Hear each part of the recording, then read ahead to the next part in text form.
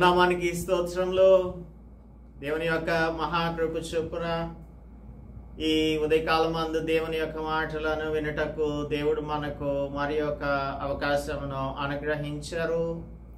అందును బట్టి దేవునికి హృదయపూర్వక వందనాలు తెలియజేస్తూ ఉన్నాను. మిమ్మల్ని అందరినీ కూడా ప్రేమపూర్వకంగా దేవుని మాటలు ధ్యానం చేయడానికి ఆహ్వానిస్తున్నాను.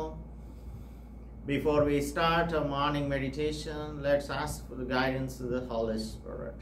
పరిశుద్ధాత్మని సహాయం కొరకు ప్రార్థించుకుందాం. Let's pray. పరిశుద్ధుడా మా ప్రియ ప్రభువా, మా రక్షక, నిన్న నేడు నిరంతరము ఏకరీతిగా ఉన్నవాడవు, మమ్మలను సరిచేయుటకు, నిత్య మార్గమున నడిపించుటకు, సర్వసత్యంలోనికి నడిపించుటకు మా కొరకు మీరు పంపించిన పరిశుద్ధాత్మ దేవుని బట్టి మీకు వందనములు చెల్లిస్తున్నాం.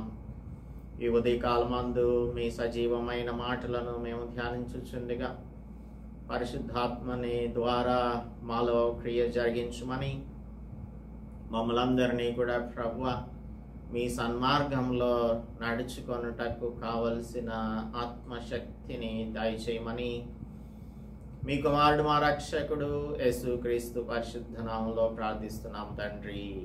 ఆమేన్. Welcome to the meditation of the book of proverbs. సామెతల గ్రంథ ధ్యానమునకు మిమ్మల్నందరినీ కూడా ఈ ఉదయకాలమందు మరి ఒకసారి ఆహ్వానిస్తున్నాను. We have been meditating chapter 7 where we find the 10th exhortation of the father to the son. తండ్రి కుమారునికి చేసిన 10 ఉపదేశములలో 9 కంప్లీట్ చేసి 10వ ఉపదేశమును మనం ధ్యానం చేస్తున్నాము 7వ అధ్యాయంలో. నిన్నటి దినమందు 15వ వచనం దగ్గర ఆపాం మనము. 15వ వచనం 7-15. కాబట్టి నేను నిన్ను కలిసి కొనవలెనని రాగా, నిన్ను ఎదుర్కొనవలెనని బయలుదేరగా నీవే కనబడితివి అని ఇక్కడ జార స్త్రీ ఈ ఫూలిష్ యంగ్ మ్యాన్తో చెప్తున్న విషయాన్ని ఎన్నటి దినమంది చదువుకున్నాం. She convinces or she makes the young man feel that he is very special to her.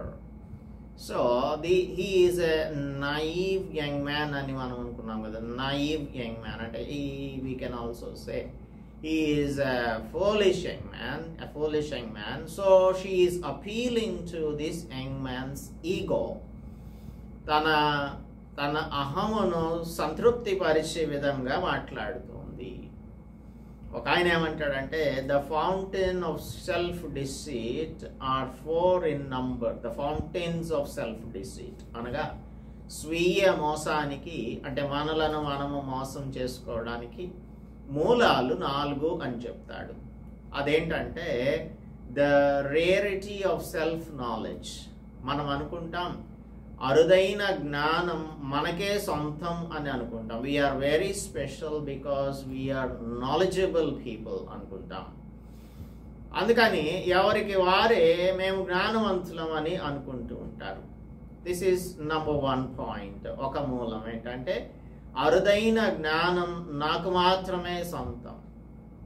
రెండవది తనను తానే మోసం చేసుకునే శక్తి, అంటే the power of self to deceive self. అనగా మనలను మనమే మోసం చేసుకోవడానికి మనకే శక్తి ఉంటుంది. This is another root cause. మూడవది అహము, లేదంటే మన స్వయం మనలను డిసీవ్ చేయడానికి, అలాగనే ఇతరులు మనలను డిసీవ్ చేయడానికి కూడా మనమే కారకులంగా ఉంటాం. అంటే ఇతరులు మనలను మోసం చేయడానికి మనమే అనుమతినిస్తున్నాం. నాలుగవది సెల్ఫ్ డిసీవ్డ్ బై సేటన్. సాతాను చేత మోసగింపబడడానికి మనలను మనమే అర్పించుకుంటూ ఉంటాం. ఇతరులకు అనుమతిస్తాం, తర్వాత సాతానుకి కూడా మనలను మనం అప్పగించుకుంటాము. ఈ 4 విషయాలు మన యొక్క సెల్ఫ్ డిసీట్ ని సూచిస్తుంది. ఇప్పుడు ఈ యవనస్తునికి బహుశా ఈ మూలాలు ఈ యవనస్తునిలో ఉంటాయి. ఎందుకంటే నేను చాలా జ్ఞానవంతుణ్ణి అనుకుంటాడు, నన్ను ఎవరు మోసం చేయలేరు అనుకుంటాడు.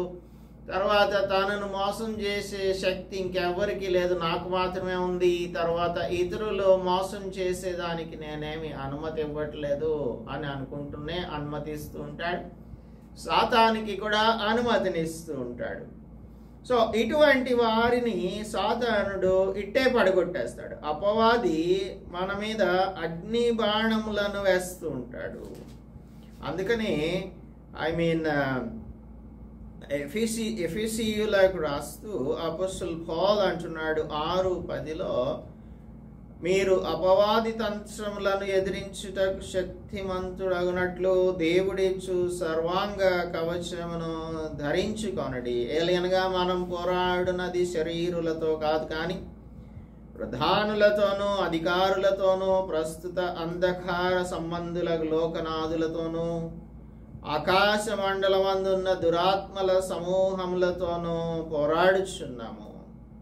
అందుకని మనం దేవుడిచ్చు సర్వాంగ కవచాన్ని ధరించుకొని దేవుని యొక్క ప్రొటెక్షన్లో మనం జీవించాల్సి ఉంటుంది. వాడు అగ్ని బాణాలు వేస్తూ ఉంటాడు, సమ్మోహన బాణాలు వేస్తూ ఉంటాడు. మనం ఏ విధంగా అయితే ఎలాగైతే పడిపోతామో వానికి బాగా తెలుసు. So he has his own strategy for each and every one. అందుకని ఎవ్రీ కార్నర్లోనూ, ఎవ్రీ స్ట్రీట్లోనూ, ఎవ్రీ స్క్వేర్లోనూ, తర్వాత ఎవ్రీ గేట్ వద్ద అనగా గవిని వద్ద ఎక్కడికి వెళ్ళినప్పటికీ కూడా సాతానుడు పొంచి ఉంటాడు.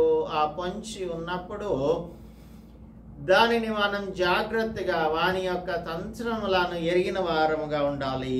ఇక్కడ మనకు ఈ కనిపిస్తున్నటువంటి యవనస్తుని యొక్క బలహీనత సాతానుకి తెలుసు కాబట్టి ఒక ఎరను వేస్తున్నాడు. బెయిట్ అంటాం దీనిని ఇంగ్లీష్లో, బెయిట్. సో ఈ ఎరను పట్టుకోవడానికి వచ్చేటువంటి మనుషులు యవ్వనస్తులు ఎవరున్నారు అని చెప్పి ప్రత్యేకించి మనం చెప్పనవసరం లేదు. యవ్వనస్తులకు బలహీనత ఏమిటంటే స్త్రీల యొక్క బలహీనత ఉంటుంది. యవ్వనస్తుల కంటే పురుషులకు అని చెప్పచ్చు. అలాగనే వైసి వర్స, స్త్రీలకు కూడా పురుషుల బలహీనత ఉంటుంది. ఇదంతా కూడా శరీర సంబంధమైనటువంటి జీవితమును జీవించే వారికి. సో ఈమె నిన్ను కలుసుకోవడానికి నేను రాగా, కలుసుకోవాలని నేను రాగా, నిన్ను ఎదుర్కొనవాలని బయలుదేరగా నీవే కనబడింది అంటే నేను నీకోసమే వస్తున్నాను అని చెప్పి. ఇప్పుడు if we have that mind set, ఈ యవనస్తునికి ఈ wanted to have physical pleasure, శరీర సాన్నిహిత్యం కావాలని అనుకున్నాడు. అందుచేత ఈ జార స్త్రీ ఉంటున్న ప్రదేశానికి కావాలనే వెళ్ళాడు. He intentionally went there. అయితే saying no to the offers of physical intimacy outside marriage is the dominating theme of the speeches we see in the first 9 chapters. ఈ 9 అధ్యాయాలలో, మొదటి 9 అధ్యాయాలలో ఇటువంటి వివాహేతర సంబంధమైన శరీర సాన్నిహిత్యం కోరుకోకూడదు అనేది ఈ 9 అధ్యాయాలు కూడా మనలను హెచ్చరిస్తూ ఉన్నాయి. ఇంకా ఇప్పుడు she is trying to seduce him అంటే ఈమె ఒక ఇంప్రెషన్ క్రియేట్ చేయాలని అనుకుంటుంది. ఏంటంటే if you go with me, you will be able to experience the delight of having physical intimacy with me. అయితే దానికి అనువైన వాతావరణాన్ని నేను కలుగజేశాను అని చెప్తుంది. అంటే she was trying to convince this naive young man, ఈ బుద్ధిహీనుడైనటువంటి యువకుడిని ప్రలోభ పెట్టడానికి ఎన్నో మాటలు చెప్తుంది. ఏమంటుంది? నా మంచం మీద రత్న కంబళ్ళను ఐగుప్తు నుండి వచ్చు విచిత్రపు పనిగల నార దుప్పట్లను నేను పారిచి ఉన్నాను అని అంటుంది.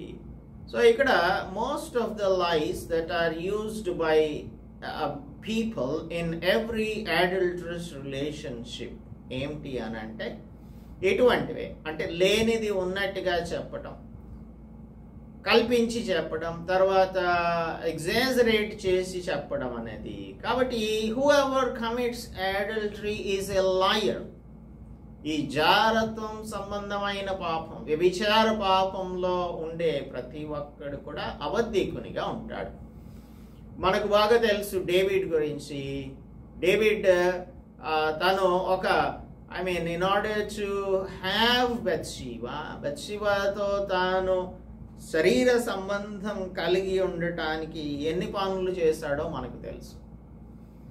సో ఒక లయర్గా, ఒక మర్డరర్గా బిహేవ్ చేశాడు అన్న సంగతి మనకు తెలుసు. So how can we trust this kind of people? ఎటువంటి వారిని మనం ఏ విధంగా నమ్మవచ్చు?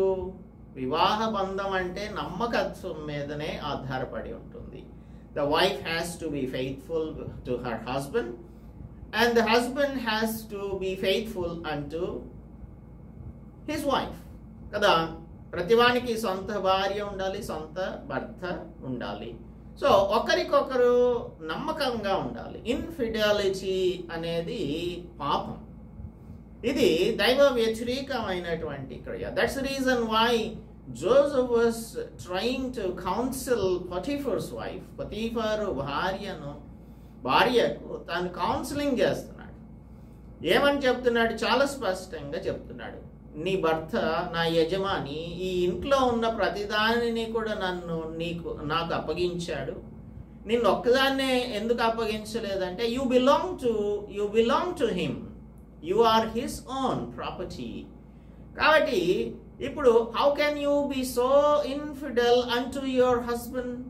నీ భర్తను నీవు మోసం చేస్తావా అని అంటే ఆమె మైండ్లోనికి అవేమి కూడా వెళ్ళడం లేదు. She was blinded by the what you can say covetousness. కాబట్టి షీ వాజ్ కవిటింగ్ జోసెఫ్. యోసేపుతో తాను శయనించాలి అనే కోరిక ఉంది కదా, అది తనను డామినేట్ చేస్తుంది. Whenever the spirit does not lead us, మనం ఆత్మానుసారంగా జీవిస్తే శరీరేచ్ఛలను నెరవేర్చమని గలతీ పత్రిక చెప్తుంది.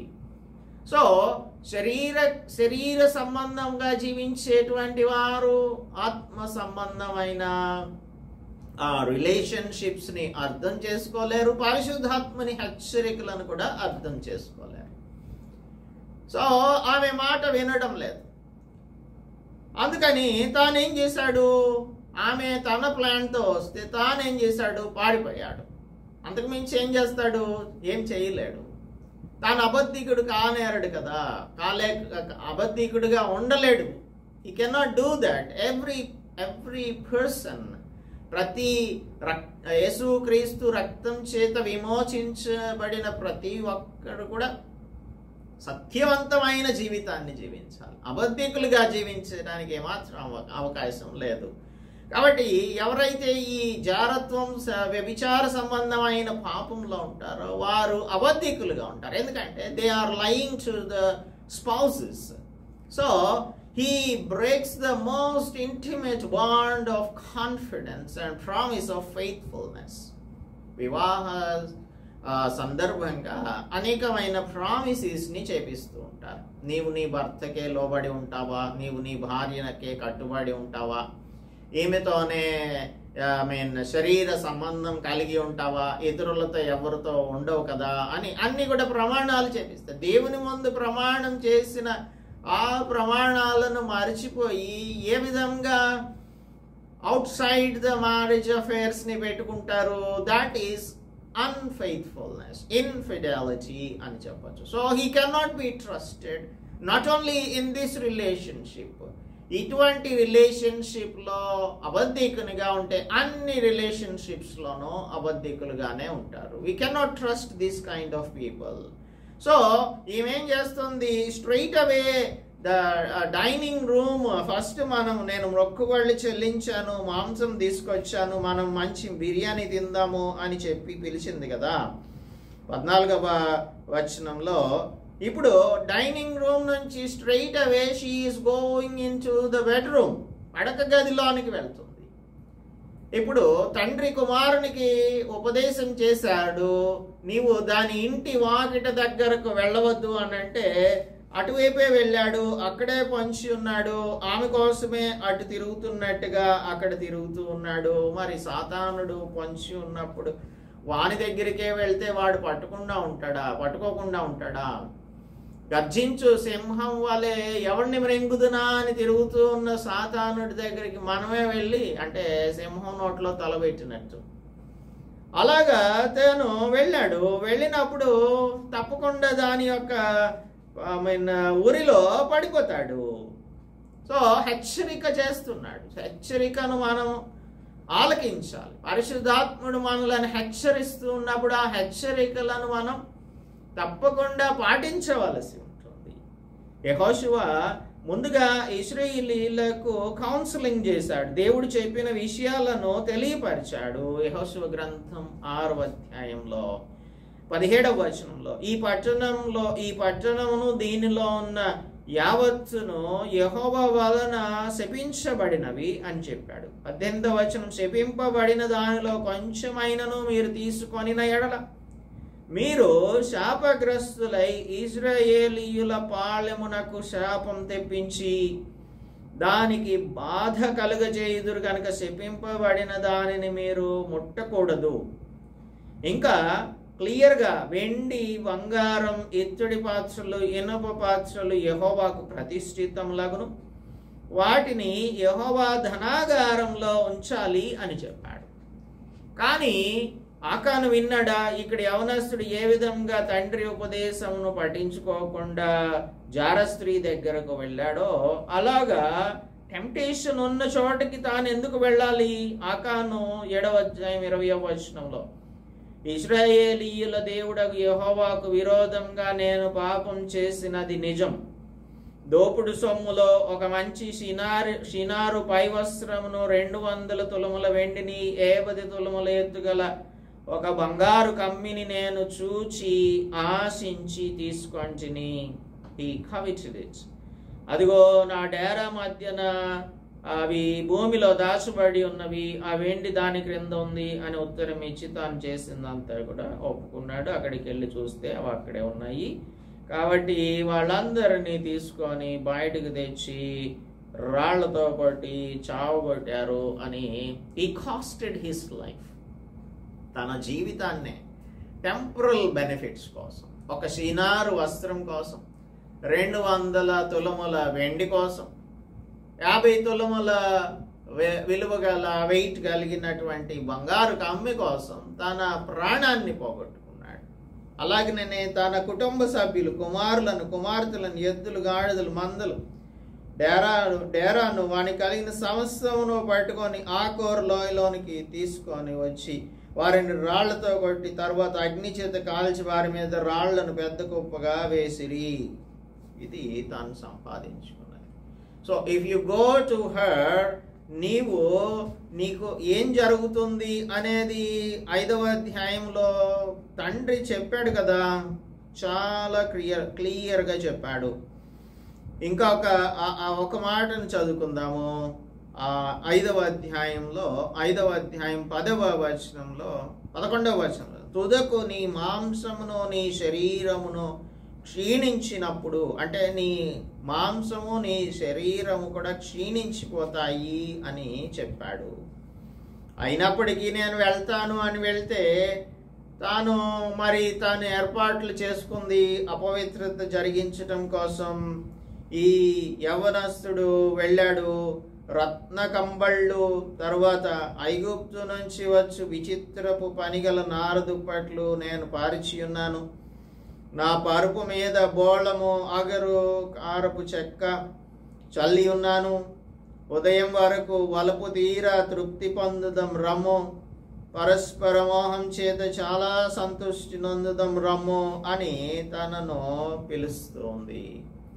సో మనకిది సొలొమోను రాసినటువంటి పరమగీతముల గ్రంథంలో వివాహ బంధమును గురించి చెప్పినటువంటి మాటలు, అనగా భార్య భర్తల మధ్యన ఉండవలసినటువంటి పరిస్థితులను వివరించాడు. 3వ అధ్యాయం 6వ వచనం చూస్తే, ధూప స్తంభము వలె అరణ్య మార్గంగా వచ్చు ఇది ఏమి, గోపరసంతోనూ సామ్రాణితోనూ వర్తకులమ్ము వివిధములైన సుగంధ చూర్ణములతోనూ పరిమళించుచు వచ్చు ఇది ఏమి అని అంటుంది కదా. గోపరసం, సామ్రాణి, వివిధమైన సుగంధ చూర్ణములు అని ఇక్కడ రాయబడి ఉంది.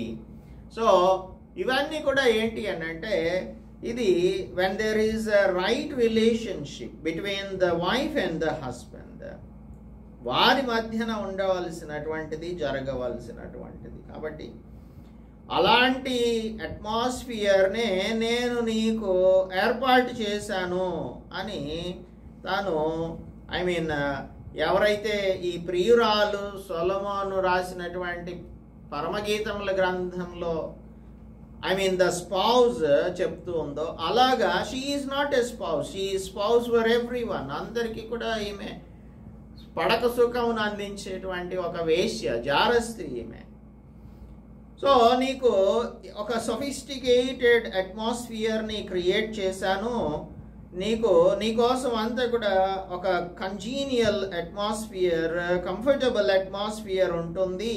కాబట్టి we can spend the whole night together అని చెప్పి మనం let us have physical relationship అని చెప్పి ఆశ పెడుతూ ఉంది. ఈ యవనస్తునికి తెలియదు తాను వెళ్తున్నది ప్రేతల గృహమునకు అనే విషయము. he doesn't know.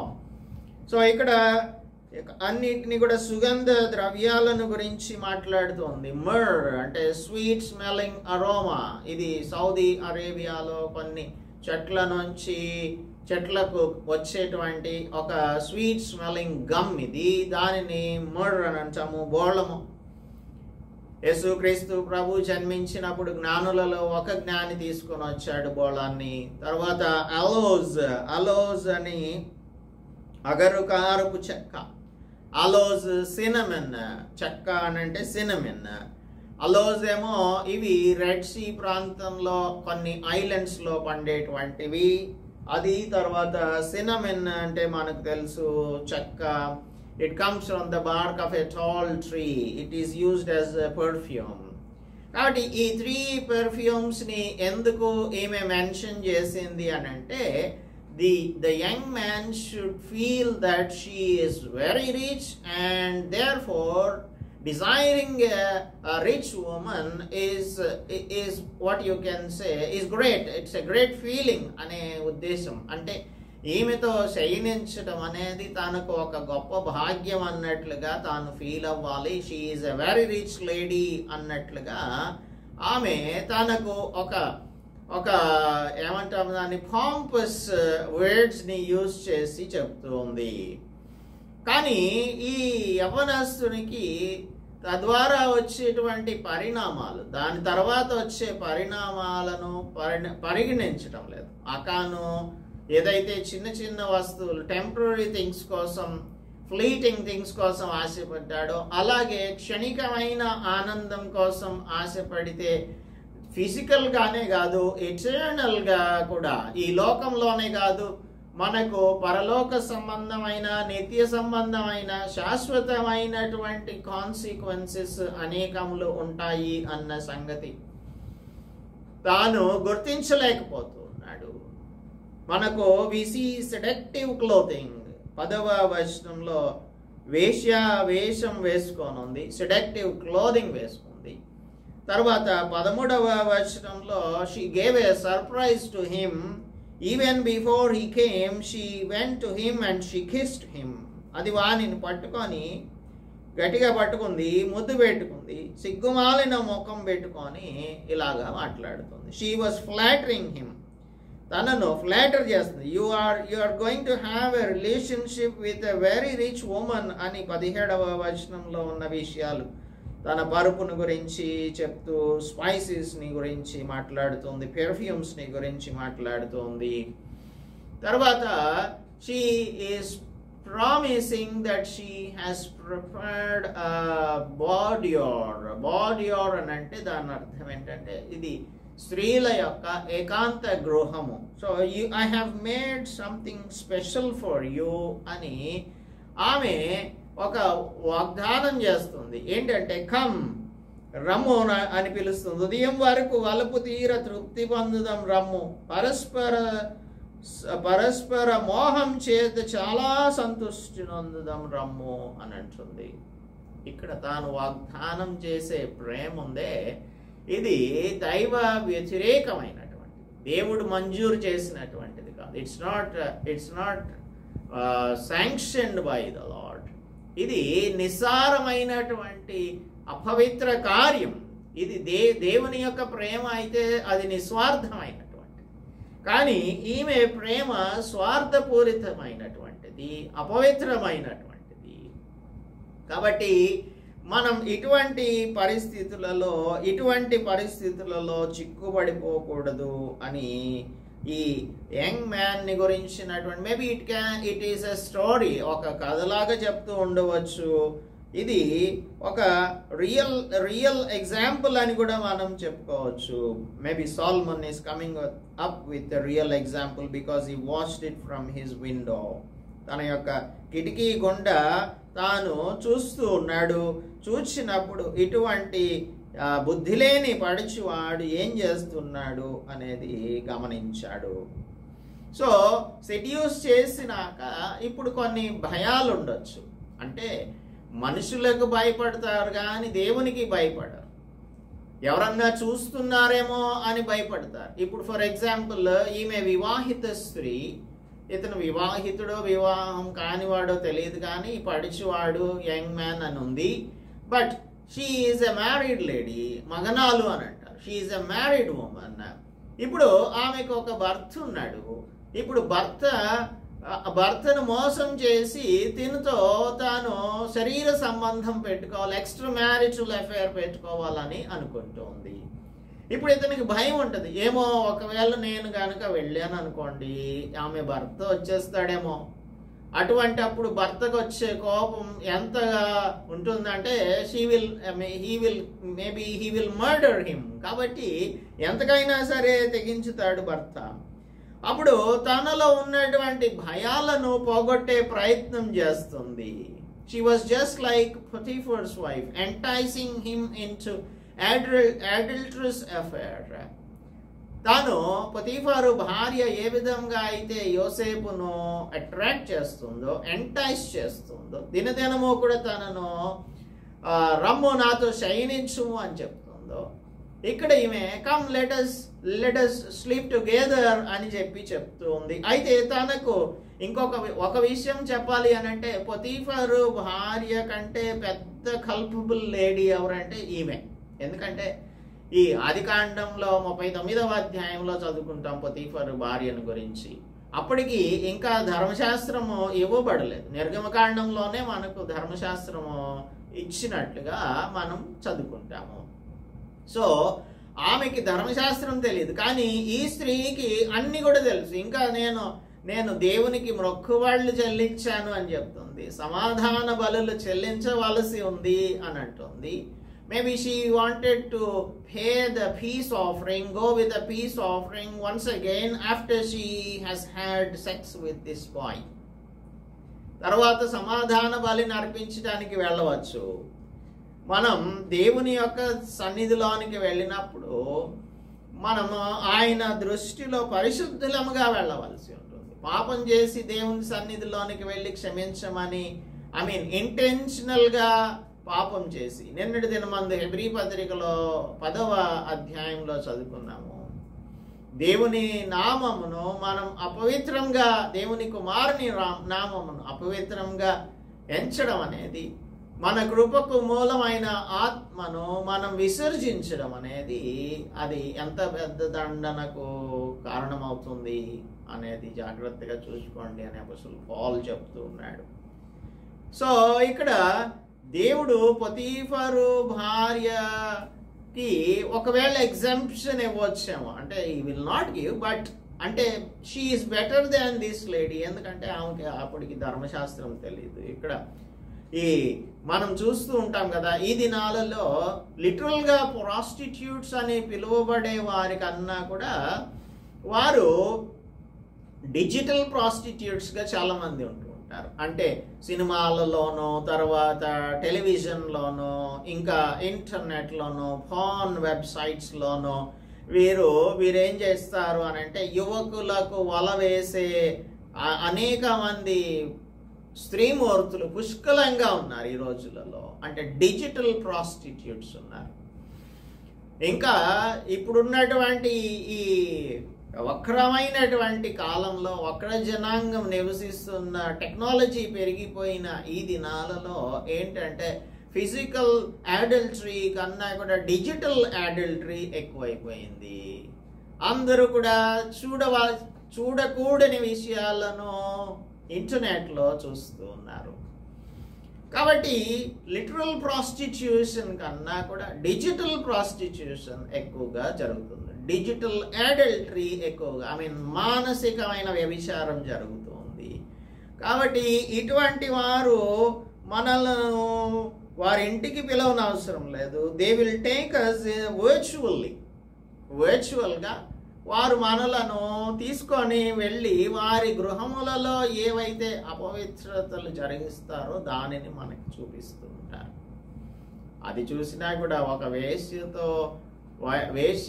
వేశ్య సాంగత్యం కలిగినటువంటి వాడు వేశ్యతో ఏక శరీరం అయిపోతాడు. అంటే whenever you watch a porn content, you are committing adultery అనే విషయం మీరు గమనించుకోవాల్సి ఉంటుంది.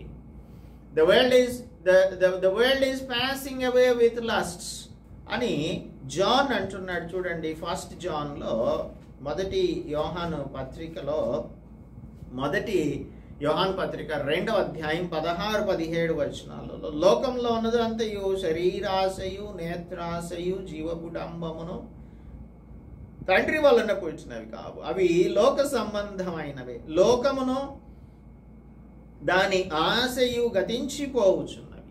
ఇవన్నీ కూడా గతించిపోతాయి. ఈ లస్ట్స్ అన్ని కూడా గతించిపోతాయి. కానీ దేవుని చిత్తమును జరిగించు వాడు నిరంతరము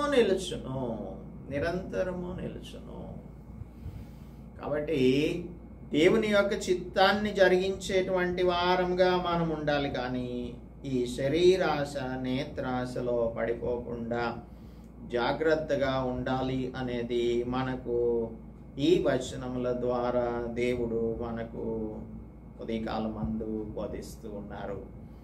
మిగిలినటువంటి విషయాలను 19th verse నుంచి రేపటి దినమందు మనం ధ్యానం చేద్దాం, ప్రార్థించుకుందాం. పరిశుద్ధుడా, మా ప్రియ ప్రభువా, మా రక్షక, ఈ ఉదయకాలమందు మా జీవితంలకు అవసరమైన మీ వాక్యమును బోధించినందుకు మీకు వందనములు చెల్లిస్తున్నాం ప్రభువా. ఈ డిజిటల్ యుగంలో ప్రభువా, డిజిటల్ అడల్టరీ, సైకలాజికల్ ప్రాస్టిట్యూషన్ జరుగుతుంది తండ్రి.